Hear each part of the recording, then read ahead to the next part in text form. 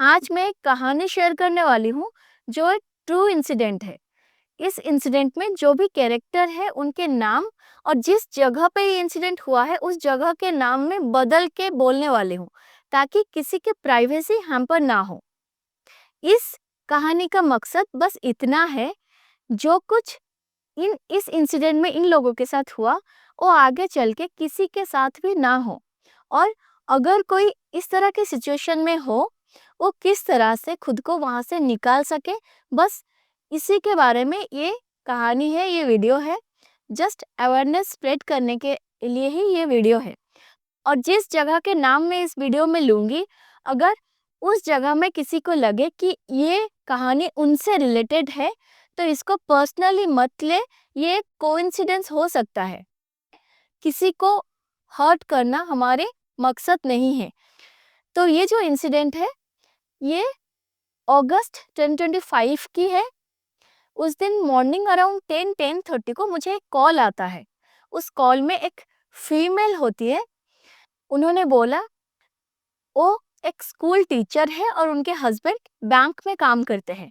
उनके 2 बच्चे हैं। उनका बेटा 7th स्टैंडर्ड में पढ़ता है और उनकी बेटी है वो 3 ईयर ओल्ड। तो वो अपने बेटे के लिए एक पेरेंटिंग सेशन लेना चाहते हैं। तो मैंने उनको पूछा कि एक्चुअल में प्रॉब्लम क्या है, किस वजह से वो सेशन लेना चाहती है। उन्होंने बताया कि उनका बेटा जो 7th स्टैंडर्ड में पढ़ता है वो एकेडमिकली बहुत वीक है। उसे पढ़ाई में बिल्कुल इंटरेस्ट नहीं, वो होमवर्क टाइम पे नहीं करता, लिखने में उसको बहुत प्रॉब्लम है, उसे राइटिंग में बिल्कुल इंटरेस्ट ही नहीं है। स्कूल से बार बार इस वजह से कंप्लेंट्स आते हैं।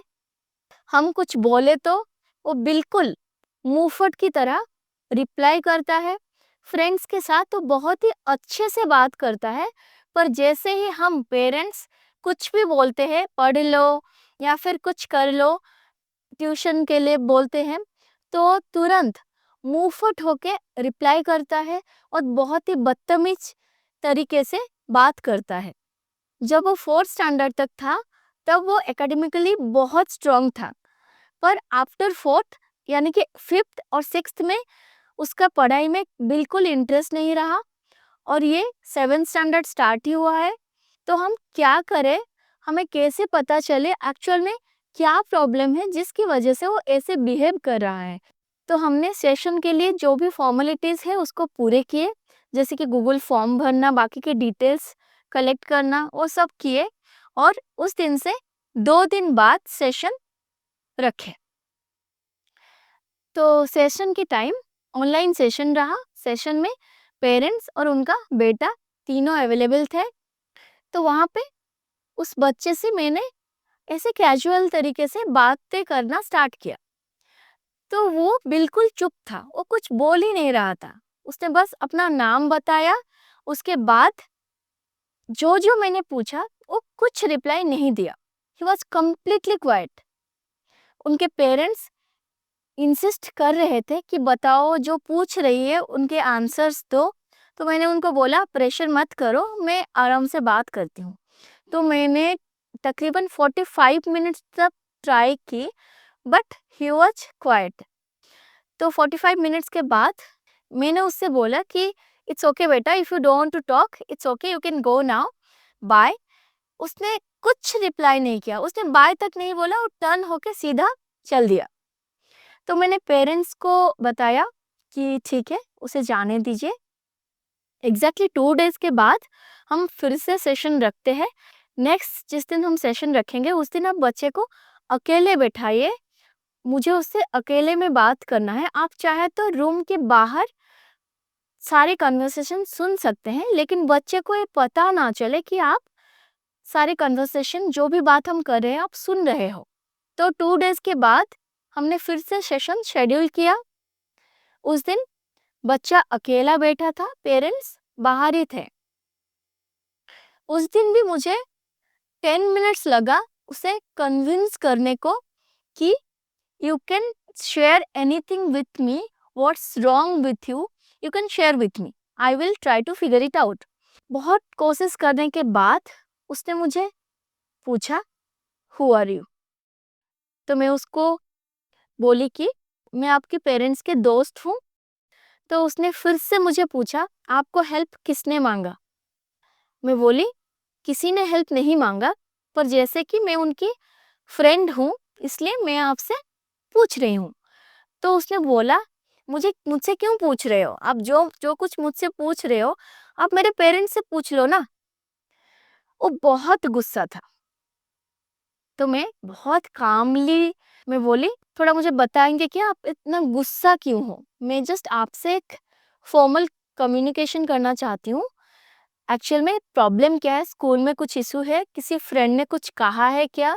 आप इतना गुस्सा क्यों कर रहे हो आजकल? क्या हुआ है? तो उसने जो बात मुझसे कहा, वो सुन के आई वाज लाइक, कैसे एक बच्चा इस तरह से बोल सकता है? और and I am very much sure आप भी जब इसको सुनेंगे, आप भी दंग रह जाएंगे। जो कुछ उस बच्चे ने कहा, एग्जैक्ट सेंटेंस में यहाँ पे रिपीट करने वाली हूँ। उसने बताया, I am waiting for the day when I will grow old, I will beat my parents the same way how they are beating me. उसको मार पड़ता है, वो अपने पेरेंट्स से नफरत करता है। ये बात मुझे उस बच्चे से पता चला कि वो अपने पेरेंट्स से इतना नफरत करता है कि वो वेट कर रहा है कब वो बड़ा होगा। उसका बड़ा होने का एक ही पर्पज है कि वो उसके पेरेंट्स को मारेगा, जैसे उसके पेरेंट्स उसको मारते हैं। फिर उसने बोला, आप कुछ सॉल्व नहीं कर सकते, you can not do anything.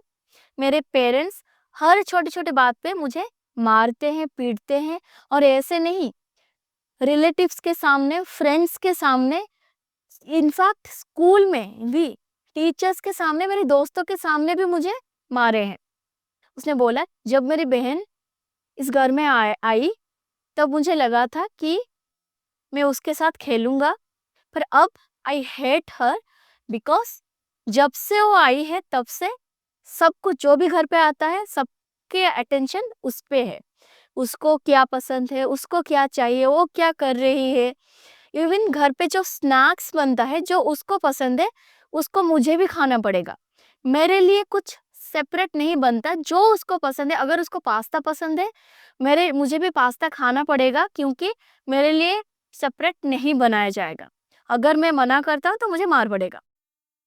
Even मेरी बहन आके मेरे बुक टेस्ट करती है, और उस पे भी मुझे ही मार पड़ता है, क्योंकि वो बोलते हैं, वो तो छोटी बच्ची है, पर तुम तो बड़े हो, तुम नहीं संभाल सकते, तुम्हें उसे रोकना चाहिए था। तो वो किसी चीज तोड़ती है, वो कुछ भी करती है, मार मुझे पड़ता है, पनिशमेंट मुझे मिलता है। और उसने बोला, मुझे होमवर्क करने के लिए टाइम ही नहीं होता, क्योंकि मैं दो दो ट्यूशंस एवरी डे में जाता हूँ। और इसलिए भी मैं नहीं पढ़ रहा हूँ, क्योंकि मेरे पेरेंट्स को चाहिए, तो मैं बस मार्क्स लाने के लिए हूँ और कुछ नहीं। तो इसलिए उनको मुझसे मार्क्स चाहिए, इसलिए मैं एग्जाम्स में भी नहीं लिखूंगा। मुझे आंसर्स अगर पता भी हो, मैं नहीं लिखने वाला। आप सोचिए, एक बच्चा, उसके माइंड में कितना नफरत भरे है अपने पेरेंट्स के लिए। तो जब वो इतने सारे वो बोल रहा था, ही वाज सिवरिंग, कांप रहा था वो बच्चा। तब पेरेंट्स आ गए अंदर, क्योंकि वो सुन रहे थे सब कुछ। वो आ गए, वो इंटरफेयर करते हुए बोले कि क्या हो गया, अगर कुछ गलती करे, उसके लिए दो थप्पड़ लगाए तो क्या होगा, हो गया, हमने भी तो मार खाए हैं। और ये नहीं कि अकेला मार खा रहा है, हर बच्चा मार खा रहा है। गलती करोगे तो मार तो खाओगे है ना। अच्छे से अगर बात समझ नहीं आएगा तो मार तो पड़ेगा ना। तो उस वक्त मुझे समझ आया कि बच्चों को समझाना बिल्कुल टेढ़ी खीर है, ये तो मुझे पता था, पर पेरेंट्स को समझाना और भी मुश्किल। तो मैंने बहुत मुश्किल से पेरेंट्स को समझाया कि कुछ भी हो जाए, आप मार नहीं सकते, और किसी के सामने तो बिल्कुल भी नहीं मार सकते। जैसे कि कोई रिलेटिव हो या कोई भी हो, उसके सामने तो बिल्कुल भी नहीं हाथ उठा सकते। और मारना अलाउड इसलिए नहीं कि आप मार के कुछ कर लोगे। पहले के टाइम में ये चलता था, क्योंकि पहले जॉइंट फैमिली में आप रहते थे। अगर पेरेंट्स ने मार दिया तो बच्चे किसी और के पास जाते थे, या बहुत सारे फ्रेंड्स भी हुआ करते थे, तो बच्चे वहां पे जाते थे, वो लोग उसे संभाल लेते हैं। अब वो सिचुएशन नहीं है।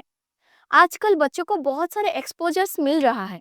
आज अगर आप बच्चे को मार रहे हो, बच्चा जाके अगर बाहर किसी से ये शेयर करता है, लोग बैठे हैं बच्चे को मैनिपुलेट करने के लिए, बच्चे को मैनिपुलेट करने के लिए कि हाँ, तुम्हारे पेरेंट्स बिल्कुल तुमसे प्यार नहीं करते। बहुत सारे लोग वैसे करते हैं। तो आप बच्चे को हाथ उठाना, डांटना, धमकाना, ये तो आप इस जमाने में, इस टाइम पे बिल्कुल नहीं कर सकते। अगर आप ऐसे करते हो, इसमें लॉस आपका है। इस वजह से इस तरह के सिचुएशंस क्रिएट हो रहा है। बोलिए, एक पेरेंट के लिए इससे बड़ा दर्दनाक बात और क्या हो सकता है कि आपका बच्चा आपसे नफरत करता हो। वो, उसके लाइफ के एम ये है कि वो बड़ा इसलिए होना चाहता है ताकि वो आपको मार सके, पीट सके, जैसे कि आप कर रहे हो।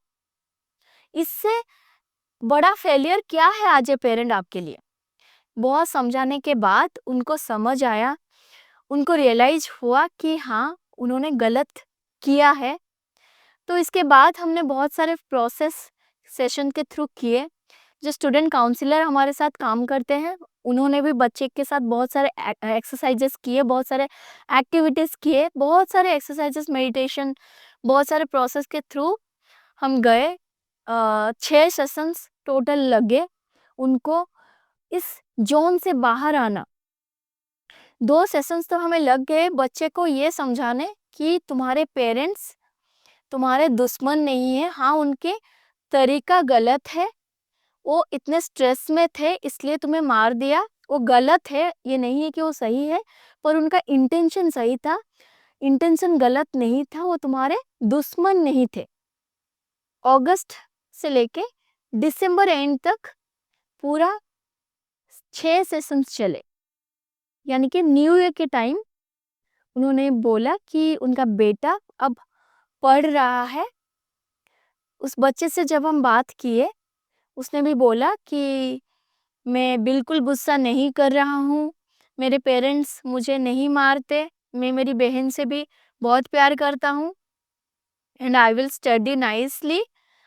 अब वो लोग उस सिचुएशन से बाहर आ गए और मुझे पूरा भरोसा है अगर वो पेरेंट उस बच्चे से अच्छे से बिहेव करे, उससे मारे पीटे ना, उससे ओपन कम्युनिकेशन करे, तो आगे जाके इस तरह के प्रॉब्लम फिर से क्रिएट नहीं होगा। देखिए, गुस्सा कभी-कभी आता है, इट्स फाइन। कभी-कभी पेरेंट्स आउट ऑफ कंट्रोल जाके हाथ भी उठा देते हैं, लेकिन फिर से तुरंत शांत होने के बाद बच्चे से सॉरी इमीडिएटली बोलना चाहिए, ओपन कम्युनिकेशन होना चाहिए पेरेंट और चाइल्ड में। तब जाके बच्चे को पता चलेगा कि हाँ, मेरे पेरेंट्स इंटेंशनली मुझे नहीं मारते, और कोई भी पेरेंट इंटेंशनली बच्चे से नहीं मारते, इंटेंशनली बच्चे को हार्म नहीं पहुंचाते। पर बच्चे छोटे हैं, उन्हें ये बात समझ नहीं आएगा। जो आप करते हो बच्चे को वही दिखेगा, और जो आप करते हो, आप जैसे बिहेव करते हो, बच्चा एग्जैक्टली वही बनेगा। तो वो पेरेंट और वो बच्चा तो इस सिचुएशन से बाहर आ गए, वो फैमिली अभी इस सिचुएशन से बाहर आ गया। लेकिन हमें ये समझना है इस तरह के सिचुएशंस क्यों हो रहे हैं और ये कब से स्टार्ट हो रहा है। देखिए, जब एक कपल शादी करता है, उनके शादी के 1 या 2 ईयर हो जाता है, तो उनके पेरेंट्स, उनके रिलेटिव्स, यहाँ तक उनके फ्रेंड्स उनके पीछे पड़ के, उनको बोल बोल के उनको इतना परेशान कर देते हैं, बच्चा करो, बच्चा करो, बच्चा करो, चलो बच्चा करो, अब नहीं करोगे तो कब करोगे, बूढ़ा हो जाओगे तब करोगे क्या, बहुत सारे कॉम्प्लिकेशंस आ जाएंगे आगे चलकर। उनको इतना डरा देते हैं, उनको इतना प्रेशराइज कर देते हैं, तो बेचारे वो कपल जो अभी रेडी ही नहीं है बच्चे के लिए, वो बच्चे कर देते हैं। और एक बच्चा अब हो गया, उसके बाद दूसरा बच्चा कर लो, वैसे ही प्रेशराइज कर करके वो पेरेंट्स देखते हैं कि उनके आसपास भी सबके 2 बच्चे हैं, तो वो भी बिना सोचे समझे सेकंड बच्चा कर लेते हैं। देखिए, आप बच्चा करे, नहीं करे, एक बच्चा करे, 2 करे या 5 करे, it should be your own decision, it should be your personal choice, completely your personal choice. ये आप किसी की प्रेशर में आके नहीं ले सकते। जब आप किसी के प्रेशर में आके इस तरह के बच्चे करने का डिसीजन लेते हैं, तो इस तरह के सिचुएशंस क्रिएट होते हैं। आप जिस स्ट्रेस में होंगे, वो स्ट्रेस खाली आप बच्चे पे निकालोगे। रिसेंटली मैं एक वीडियो देख रही थी, उस वीडियो में मैं देख रही थी एक मदर अपने हस्बैंड से झगड़ा करके आके चिड़चिड़ होके आ रही थी, और वो आके अपने बच्चे को ही लगाया धाड़। वो बच्चा जब बड़ा हो जाएगा, तब भी उसके अंदर ये रहेगा। आप ये मत सोचना कि ये चला जाएगा। अगर टाइम पे इसको हील नहीं किया जाए, तो ये उसके दिमाग में रह जाएगा, और इसी तरह के बच्चे आगे जाके सोसाइटी के लिए क्रिमिनल्स बन जाते हैं। तो यहाँ से सोसाइटी को भी खतरा है। बस यही है इस कहानी का मकसद, इस वीडियो का मकसद। तो मिलते हैं अगले वीडियो में और एक ट्रू इंसिडेंट के साथ। नमस्कार।